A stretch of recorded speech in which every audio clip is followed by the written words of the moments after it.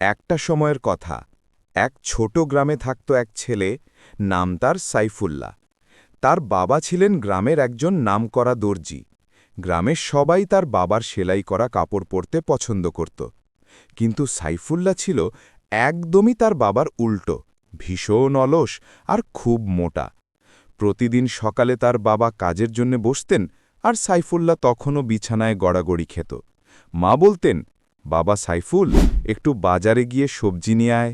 সাইফুল্লাহর জবাব, মা, এখন রোদ অনেক, বিকেলে যাব। কিন্তু বিকেল এলেও সে যেত না। সে শুধু খেত, ঘুমাত আর বসে বসে মোবাইল ঘাঁটত। ফলে গ্রামের ছেলেরা ওকে ডেকে বলতো, অলস সাইফুল।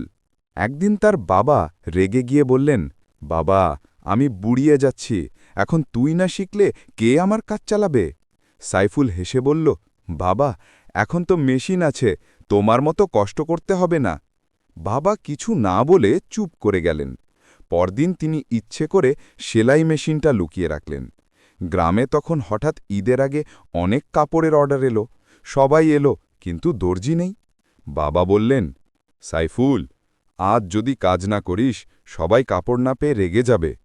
মুশকিলে পড়ে সাইফুল বাধ্য হয়ে বসে কাপড় কাটা, সেলাই করা শেখে।